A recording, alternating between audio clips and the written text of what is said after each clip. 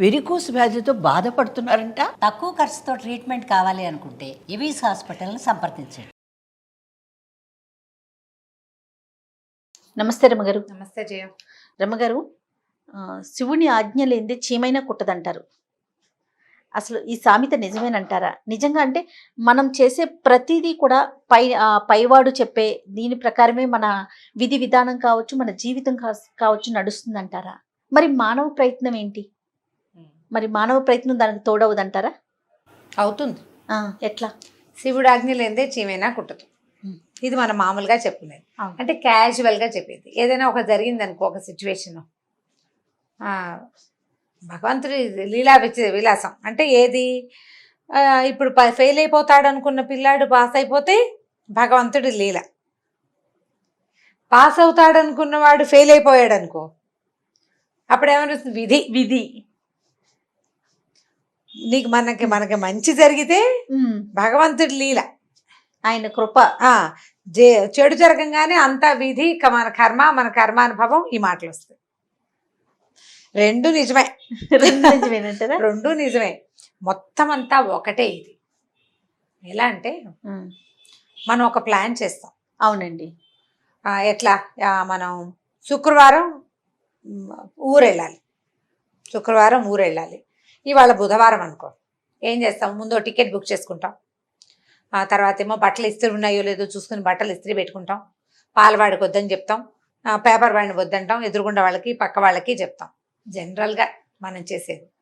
ఇంకా ఏం చేస్తాము? ప్రయాణానికి కావాల్సిన సామాన్లన్నీ సర్దుకుంటాము, బ్యాగులు ఏర్పాటు చేసుకుంటాము. ఆఫీసు ఉంటే లీవ్కి అప్లై చేస్తాము. పిల్లలు స్కూల్లో టీచర్కి 2 రోజులు మేము ఊళ్ళో ఉండవండి, మా పిల్లాడు రారండి చెప్తాం.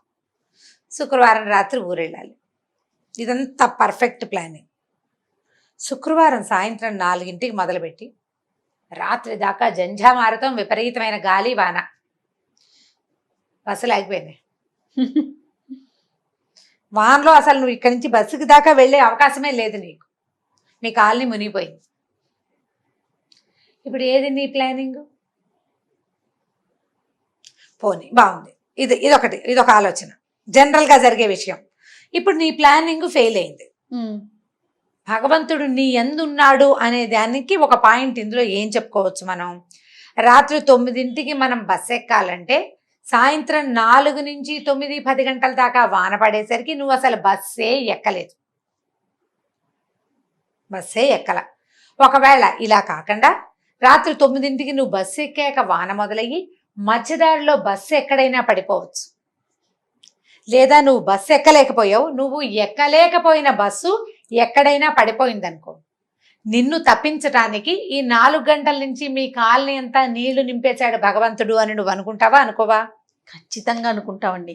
కాస్తుంటే నేను ఆ బస్సు కాస్త తెరిపిగా ఉంటే నేను వెళ్ళి ఆ బస్సు ఎక్కేవాడిని, ఆ లోయలో వాళ్ళతో పాటు నేను కూడా పడి తెచ్చేవాడిని అని మనకు అనిపిస్తుంది. అమ్మో, నాకు ఆయుష్ ఉంది, భగవంతుడు నాకు ఆయుష్ ఇచ్చాడు, అందుకే నేను ఎక్కలేదు అనుకుంటాం.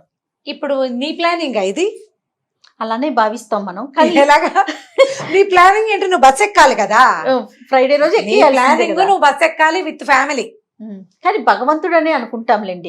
భగవంతుడు ఏం చేశాడు? నీ ప్లాన్, నువ్వు ఇంత ప్లాన్ చేసుకున్నావు, ఈ బస్సు ఎక్కితే నువ్వు పోతావు రే, అందుకని నువ్వు ఇంట్లోనే ఉండు, ఇంకో రకంగా నువ్వు ఉండవు, అందుకని నువ్వు బస్సు ఎక్కడానికి వీల్లేని స్థితిని నీకు ఏర్పరిచి నీకు రావాల్సిన మరణం నుంచి లేదా గాయాల నుంచి నిన్ను భగవంతుడు తప్పిస్తాడు. అంతే. ప్లాన్ ప్రకారం అక్కడ ఏం జరిగింది? ఆ బస్సు బయలుదేరింది, మధ్యదారిలో బెజవాడ వెళ్ళే రూట్లో ఎక్కడో పడిపోయింది. అది ప్లాన్. ఆ ప్లాన్కి నువ్వు వెళ్ళి అటాచ్ అయ్యావు, నిన్ను కట్ చేశాడు భగవంతుడు. ఇప్పుడు ఇది విధి విలాసం అనాలా? శివుడాజ్ఞలేందేనా కుట్టదనాలా? ఏమిటనాలి? మనం చాలా ప్లాన్ చేస్తాం, సక్సెస్ అయితే అదంతా మనదేననుకుంటాం, కానీ మొత్తం ప్లానింగ్ అంతా ప్రీ ప్లాన్డే. అయితే రమ్మగారు, ఇప్పుడు మామూలుగా ప్రెగ్నెన్సీలో మనం ఏం చేస్తాము? సి సెషన్కి వెళ్ళేటప్పుడు ముందుగానే టైం చూపించుకోవటం, ఆ టైంకే డెలివరీ అవ్వాలని, లేకపోతే నార్మల్ డెలివరీ అయినా కూడా పలానా టైం అయితే మంచిది, ఈ టైంలో డెలివరీ అయితే బాగుంటుందని నిర్ణయించుకుంటాం కదా. మరి భగవంతుడు ఒక టైం పెట్టేస్తాడు కదా, దాన్ని మరి మనం మారుస్తున్నాం కదా. నువ్వు మార్చటం ఏమిటి? నువ్వు మార్చుకునే టైమే భగవంతుడు పెట్టిన టైము. ఇప్పుడు ఒక అమ్మాయి ప్రెగ్నెన్సీ, కడుపుతో ఉన్న కనక మాంతుందా జయ? మాంతుందా? మాందు. అయితే ఏ 3-4 నెలల్లో ఏదైనా తేడా పడా జరిగితే జరగాలి, లేదా 9 నెలల దాకా వెళ్తే కడుపులో ఉన్న శిశువు బయటికి వస్తుందా రాదా? రావాలి. ఇప్పుడు నీకు డాక్టర్ ఏం చేస్తుంది? డేటు. డాక్టర్ ఏం దేవుడు కాదు, నువ్వు దేవుడు కాదు, మన అందరం మనుషులమే కదా. డాక్టర్ గారి దగ్గరికి వెళ్తే ఆవిడ ఏం చేస్తుంది? మన పీరియడ్ డేట్ నుంచి మన 9 నెలలు 10 నెలలు లెక్కెట్టి అక్కడి నుంచి ఓ వారం రోజులు లెక్కెట్టి నీ తలగా ఎక్స్పెక్టెడ్ డేట్ ఇది అని రాసిస్తుంది. జనరల్ గా 10 నెలల మీద 9 నెలలు నిండాక ఒక వారం లెక్క, ఇన్ని వారాలు అని లెక్క ఉంటుంది కదా, అంతే కదా? అవునండి. ఈ 42 వారాలు 36 వారాల నుంచి 40 వారాల లోపల ఎప్పుడో ఒకప్పుడు అయిపోవచ్చు. ఇదంతా జరిగింది. ఇప్పుడు నువ్వేం చేసావు? నీకు ఏదో సమస్య ఉంది, సి సెక్షన్, మీది మంచి రోజు చూసుకోండి అని చెప్పారు. మంచి రోజు చూసుకోవాలి. జనరల్గా నీకు మీ పిల్లవాడు పుట్టవలసింది అశ్విని నక్షత్రం నాడు అనుకుందాం. ఆ నక్షత్రంలో పుట్టాలి డాక్టర్ చెప్పిన లెక్క ప్రకారం. ఖచ్చితంగా డాక్టర్ చెప్పినట్టు అవుతుందా ఎవరికైనా? ముందో వెనకో అవుతుంది. ఎందుకు డాక్టర్ చెప్పినట్టు అవటం లేదు? చాలా కొద్ది మందికి డాక్టర్ చెప్పినట్టు అవుతుంది. అప్పుడు డాక్టర్ దేవుడు అయిపోతుందా? అయిపోదు. నువ్వు ఎప్పుడు అవ్వాలో అప్పుడే అవుతుంది. నువ్వు ఒక 10 రోజుల ముందు సి సెక్షన్కి ప్లాన్ చేసుకున్నావు అనుకో. నువ్వు ఈ 10 రోజుల ముందు సి సెక్షన్కి ప్లాన్ చేసుకుని ఈ డేట్ పెట్టుకోవాలనే ముందు నిర్ధారింపబడిన విషయం. ఒక ప్రాణి ఈ ప్రపంచంలోకి ఎప్పుడు లోపలికి వెళ్ళాలో, గర్భంలోకి ఎప్పుడు గర్భావస్థలో నుంచి బయటికి రావాలో, అందులో నుంచి గర్భం నుంచి బయటికి రావాలో అనేది ప్రీ ఫిక్స్డ్ ప్రోగ్రామింగ్. అందులో నువ్వు డేట్ రాసుకో, డాక్టర్ గారితో డేట్ రాయించుకో. సర్జరీ ఎప్పుడు చేస్తే అప్పుడే, అది ఆయన రాసిందే. ఖచ్చితంగా నువ్వు ఈ టైంలో పుట్టాలి, నీ గ్రహస్థితి ఇలా ఉండాలి, నువ్వు పుట్టినప్పుడు ప్రపంచం పరిస్థితులు ఇవి, మీ అమ్మ మానసిక శారీరక పరిస్థితులు ఇవి, ఇవన్నీ కూడా ప్రీ ఫిక్స్డే. ఈ డేట్ నువ్వు రాసుకుందిగా కాదు, నువ్వు రాసేవంతే. నువ్వు తెచ్చుకోలేదు, నువ్వు తెచ్చుకున్నావు అంటే నువ్వు రాసుకున్నావు అంతే. ఈ తెచ్చడానికి ఇచ్చిన వాడెవడు? ఇంకొకడు ఉన్నాడు పైన, మాస్టర్ ప్లానింగ్ వేసేవాడు. ఇప్పుడు శివుడు ఆజ్ఞ లేనిదే చీమైనా కుట్టదు అనేది చెప్పుకోవాలి మనం, అంతే. మనం రాసుకుంటాం, అది ఇప్పుడు మనతో రాయించేది ఆయనే కదా, అంతే. మనం రాయించేది ఆయనే. అయితే ఇప్పుడు నువ్వు మొదట అడిగిన ప్రశ్న, అన్ని శివుడు ఆజ్ఞతో జరిగితే ఇక మానవ ప్రయత్నం ఏది బాగుంది? శివుడు ఆజ్ఞ లేదే చీమైనా కుట్టదు. ఇప్పుడు మరణాలు, జననాలు ఇవన్నీ శివుడు ఆజ్ఞతోటి జరుగుతాయి. శివుడు ఆజ్ఞ ఏంటి? నువ్వు ఒక 60 సంవత్సరాలు ఉండాలి అనుకుందాం. ఈ 60 సంవత్సరాల్లో ఎలా ఉండాలి అనేది సాధారణంగా మనం హైందవ ధర్మాల్లో ఎలా చెప్తారంటే, ముందు జన్మలో చేసుకున్న మన తాలూకు కర్మల యొక్క ప్రభావం ఈ జన్మ మీద కొంత ఉంటుంది. ఇప్పుడు చేసిన కర్మల ప్రభావం తరువాతి జన్మకి వెళ్తుంది. జనన మరణ చక్రం తిరుగుతూనే ఉంటుంది. మరణించిన వాడు జన్మించక తప్పదు, జన్మించిన వాడు మరణించక తప్పదు. ఇది ఒక సైకిల్. ఈ సైకిల్లో ఏంటంటే వ్యక్తులు తమ తమ ప్రవర్తనల ద్వారా, తమ బిహేవియర్ ద్వారా, విధి విధానాల ద్వారా విధికి ఎదురీదచ్చు. మానవులకి ఆ అవకాశం ఇచ్చాడు భగవంతుడు. మనం హైందవ ధర్మంని చెప్పే రకరకాల కథల్లో, రకరకాల పురాణ గాథల్లో ఈ సంగతి చాలా స్పష్టంగా చెప్పబడింది. నువ్వు మరణించటం విధి, మరణించాల్సిందే. పుట్టినవాడు చావక మానదు, తప్పదు మరణం, తప్పదు మరణం. మరణించే లోపల నీదైన ముద్రని ఇక్కడ నిలబెట్టి వెళ్ళాలి. అది నీ చేతిలో ఉంది.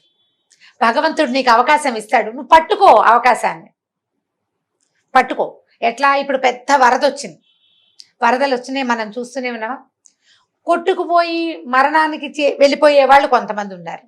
చిన్నది దొరికినా పట్టుకుని మొత్తం ఇదంతా అంటే వరదంతా అయ్యేదాకా ఆ చెట్టునే పట్టుకుని వేళ్లాడి 5వ రోజునో 6వ రోజునో దిగొచ్చేవాడు లేడా? వాడున్నాడు. ఏ వరదలో వాడు ఎందుకు పోలా? వాడు మానవ ప్రయత్నం కూడా చేశాడు. ఈ నీళ్ళలో కొట్టుకుపోతున్న వాళ్ళకి చాలా మందికి అవకాశం ఇచ్చాడు భగవంతుడు బతకడానికి. భయంతో కొంతమంది ప్రాణం వదిలేస్తారు.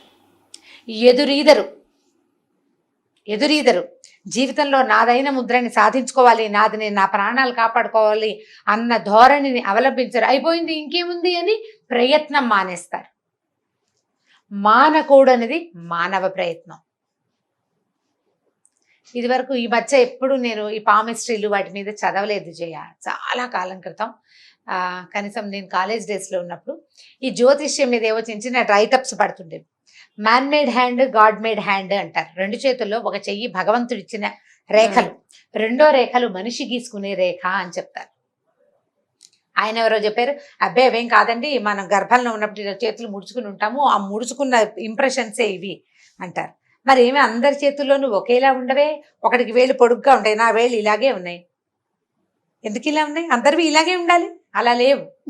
మన వేళ్ల పొడుగులు, మనం గర్భంలో ఉన్న మన తల్లి ఊంబు ఎంత సైజు, మనం ఫస్ట్ చైల్డా చివరి చైల్డా అనేది, మన పొడుగు వెడల్పులు, మన జీన్స్, ఇవన్నీ కలిపి కదా మన చేతులు పొడుగా పొట్టే వచ్చేది. అంతే కదండి.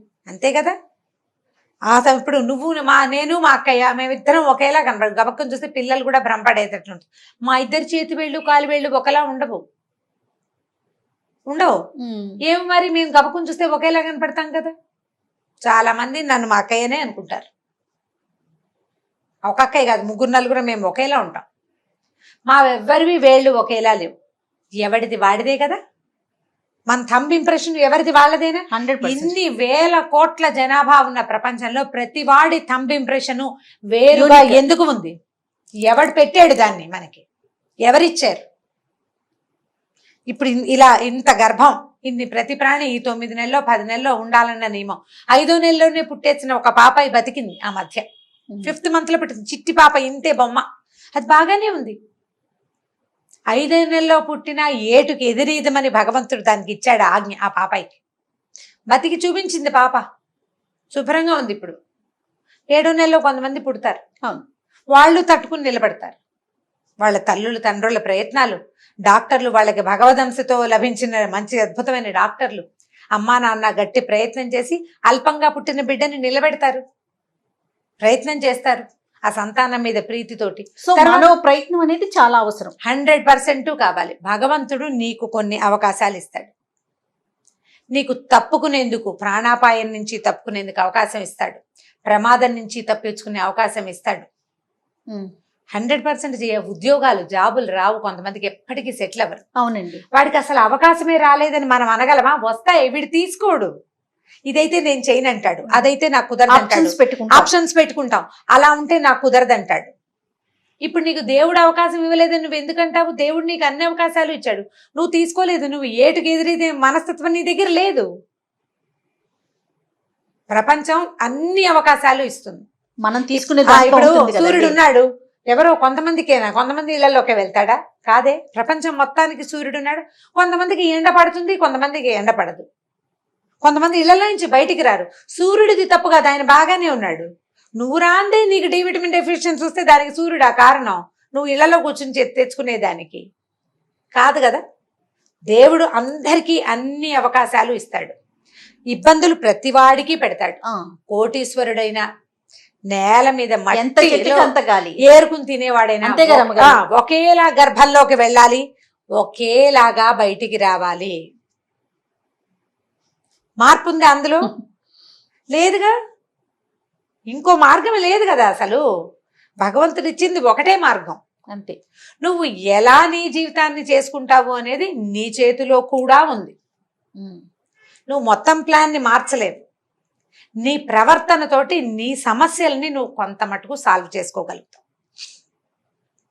చదువు రాని వాళ్ళు, చదువుకునే అవకాశం లేకపోతే వీధి దీపాల దగ్గర చదువుకుని మహానుభావులైన వాళ్ళని కూడా మనం చూస్తాం. ఏటికి ఎదురీది అది, విధికి ఎదురయ్యే ఒడ్డి నిలిచి నుంచున్నారు వాళ్ళు. ప్రతివాడు ఆ ప్రయత్నం చేయాలి. మాకు ఇక్కడ అవకాశాలు లేవండి అని ఇంట్లో కూర్చుంటే కూర్చునే ఉంటాం. ప్రయత్నం చెయ్యి. ఉద్యోగాలు లేవు, ఏదో చిన్న పని అయినా చెయ్యి. ఏదో ఒక పని చెయ్యి. ఇవాళ 10 రూపాయలు తేరే 10-15 అవుతుంది, ఎల్లుండి 25 అవుతుంది. అవదు పోనీ. అయ్యే రోజు కోసం వెయిట్ చేయి, పని చేస్తూ. పని మానేసి కాదు. ఈ 10 వస్తుంది కదా, 10 తెచ్చుకోవాలి కదా. నువ్వు ఎప్పుడు నువ్వు నీకు అవకాశాలు లేకపోతే ఉన్న అవకాశాన్ని ఖచ్చితంగా పని చేయాలి. దాన్నే విధికి ఎదురీదటము అంటారు. నీ అంతటా నువ్వు ఏం ట్రై చేస్తావు, నీ ప్రవర్తనలో ఎలా ఉంది, సాధ్యమైనంత మంచిగా వెళ్ళు, సాధ్యమైనంత ఇతరులకు సహాయం చేయి. నువ్వు నిలదొక్కుని నుంచోగలిగితే చాలు, ఇంకొకరిని నిలబెట్టడానికి ప్రయత్నం చేయి. నువ్వు చేసిన సహాయం ఉంది చూడు, అది నీకు ప్లస్ అవుతుంది, అంతే. విధికి ఎదురీదటం అంటే నువ్వు నిలబడ్డమే కాదు, ఇతరులని నిలబెట్టడానికి, నీ దగ్గరున్న అవకాశాన్ని ఇంకొకరికి కూడా చూపించడానికి ప్రయత్నం చేస్తే నీకు పాజిటివ్ ఎనర్జీ పెరుగుతుంది. ప్లానింగ్లో, మాస్టర్ ప్లాన్లో నీ తాలూకు ప్లాన్కి కొంచెం ఎక్స్పాన్షన్ వస్తుంది. ఇప్పుడు ఇది నాస్తికము ఆస్తికవాదం ఏమీ లేదు జయ ఇందులో. అంతే అండి, ఇందులో భగవంతుడు లేడు అనుకుందాం. అసలు దేవుడు అనేవాడే లేడు, శివుడు లేడు, అంతే. నువ్వు నేనే ఉన్నాం. ప్రకృతి ప్రపంచమే ఉంది. ఈ ప్రపంచంలో నువ్వు గట్టిగా శ్వాస పీలిస్తే ఆక్సిజన్ ఎక్కువ వెళ్తుంది, అవునా కాదా? 200%. అవునా? ఎవరికైనా హెల్ప్ చేస్తే వాడు నీకు హెల్ప్ చేస్తాడు తిరిగి, అవునా కాదా? అది కూడా అంతే. అంతే. నువ్వు ప్రయత్నం చేయి. నువ్వు ఎంత పాజిటివ్గా ప్రయత్నం చేస్తావో అంతే పాజిటివిటీ ఇక్కడ కాకపోతే ఇంకొక చోట వస్తుంది. నువ్వు ఇవాళ పెట్టిన మొక్క రేపొద్దున నీ 10 ఏళ్ల నాటికి నీకు నీడవుతుంది. అవునండి, నీకు అది సహాయకారి అవ్వచ్చు. నువ్వు ఇవాళ చేసిన హెల్ప్, ఇవాళ చేసిన మంచి, ఇవాళ నీ పాజిటివ్ దృక్పథం, నువ్వు చేసిన సజావైన పని, నిలబడడానికి నువ్వు చేసే ప్రయత్నం నీతో పాటు ఉండి మొత్తం యూనివర్స్ అంతా నీకు సహాయం చేయడానికి ముందుకొస్తుంది. ఎవరో తెలియని వాళ్ళు కూడా మనకి సహాయం చేస్తారు. అసలు వాళ్ళు ఎవరో తెలియకుండా కూడా ఒక్కొక్కసారి వాళ్ళు మనకి జీవితాన్ని ఇచ్చేస్తారు సడన్గా. ఎందుకు? ఊరికే కాదు, నువ్వు ముందు చేసింది ఉంది ఎక్కడో ఒక చోట, నువ్వు అక్కడ చెయ్యి ఇక్కడ పొందొచ్చు. అది ఇంకొక రూపంలో కావచ్చు, ఎలాగైనా కావచ్చు. కాబట్టి ప్రపంచమంతా పాజిటివ్ దృక్పథంతో చూడడం, పాజిటివ్గానే వెళ్ళాలి. ఒక చిన్న కథ చెప్దాం జయ, చాలా చిన్నది. ఒకసారి ఒక వ్యక్తి భగవంతుడిని ప్రార్థించాట, నాకు అద్భుతమైన జీవితం కావాలి, నాకు చాలా కష్టాలుగా ఉన్నాయి, నేను ఈ జీవితం జీవించలేకపోతున్నాను, నేను హాయిగా జీవించడానికి ఏదైనా ఇవ్వమన్నాడు. బ్రహ్మదేవుడు 2 మూటలు ఇచ్చాడు. మూటలు కట్టించి, ఈ 2 మూటల్లో ఒక దాంట్లో ఎదుటివాడి తప్పులున్నాయి, రెండో దాంట్లో నీ తప్పులున్నాయి. ఎదుటివాడి చేసిన తప్పుల మూట ఉందే అది భుజాన వేసుకో, నీ తప్పుల మూట ఉంది చూసావా దాన్ని ఓపెన్గా పెట్టి దాన్ని చూస్తూ ఉండు అని చెప్పాడు. చూస్తూ ఉండమన్నాడు. మనిషి ఏం చేశాడు? మర్చిపోయాడు. తన తప్పులేమో వెనకాలేసుకున్నాడు, ఎవరికి కనపడకుండా మూట బిగిచ్చేసాడు. ఎదుటివాడి తప్పులు ఎంతసేపు చూస్తాడు, ఎంతసేపు ప్రశ్నిస్తాడు. నీకు అసలు మూట ఎక్కడుంది? నీ వెనకాలే ఉంది కదా. నీది నువ్వు చూడవు, ఎదుటివాడిని ప్రశ్నిస్తానంటావు. నీ పని నువ్వు చేసుకో. ఎదుటి వాళ్ళని మోసి వాళ్ళని తెరిచి ప్రశ్నించే ప్రయత్నం చెయ్యొద్దు. ఎదుటివాడి తప్పులు చూసి చూడనట్టుగా ఉండు. నీ పద్ధతిని ఎప్పటికప్పుడు చూసి సరి చేసుకో. అద్దం చూసుకుని నీ మొహం మీద మసి తుడుచుకో మొదట. ఆటోమేటిక్గా ఇతరులు ఎవరి మొహం వాళ్ళు చూసుకోవాలనే జ్ఞానాన్ని కలిగి ఉంటారు క్రమంగా. నువ్వు ఇతరులను చూపిస్తుంటే ఏముంది, వాడు కూడా అదే చేస్తాడు, మనమే కనిపిస్తాం, అంతే కదా జరిగేది. కాబట్టి ఇది చెయ్యకూడదు. రైట్. ఈ రకంగా కనుక వెళ్తే శివుడాజ్ఞ లేనిదే చీమైనా కుట్టదు, కానీ మనని కుట్టే చీమ శివుడాజ్ఞ వల్ల ఆగుతుంది. నువ్వు దానికి సజావైన ప్రయత్నం చేయాలి. ప్రవర్తన మార్చుకోవాలి. భగవంతుణ్ణి ప్రశ్నించద్దు, భగవంతుణ్ణి కాదు, నిన్ను నువ్వు ప్రశ్నించుకో. నేనెంతవరకు సజావుగా ఉన్నాను, నేనెంతవరకు కరెక్టు, నేను సరిగ్గా ఉంటే ఖచ్చితంగా భగవంతుడు నా యందు ఉన్నట్టే. వాడెవడో వద్దు మనకు, అసలు శివుడు వద్దు. ప్రపంచం కావాలి, మనతో పాటు 10 మంది ఉండాలి. నువ్వు సరిగ్గా ఉంటే 10 మంది నీతో సరిగ్గా ఉంటారు. నువ్వు ముళ్ళకంపలాగా ఉన్నావనుకో నీ దగ్గరికి ఎవరూ రారు. నువ్వు పువ్వుల చెట్టులా ఉండు, అందరూ నిన్ను చూస్తారు. అది ఈ విధంగా మార్చుకుంటే ఈ God made hand, man made hand రెండూ కలిపి ఒక నమస్కారంతో మనని సజావైన దారికి తీసుకెళ్తాయి. సరి అయిన ప్రవర్తన ఉన్నవాడు విధికి ఎదురొడ్డి నిలబడగలడు. మనకు ఒక ప్లాన్ ప్రకారం బ్యాడ్ థింగ్ ఉన్నా మన ప్రవర్తనతోటి దాన్ని మనం మార్చుకోవాలి. అంతే. నమస్తే జయ. ఈ వీడియో కనుక మీకు నచ్చినట్లయితే లైక్ చేయండి, షేర్ చేయండి. మరిన్ని వీడియోస్ కోసం మా ఛానల్ని సబ్స్క్రైబ్ చేసుకోండి.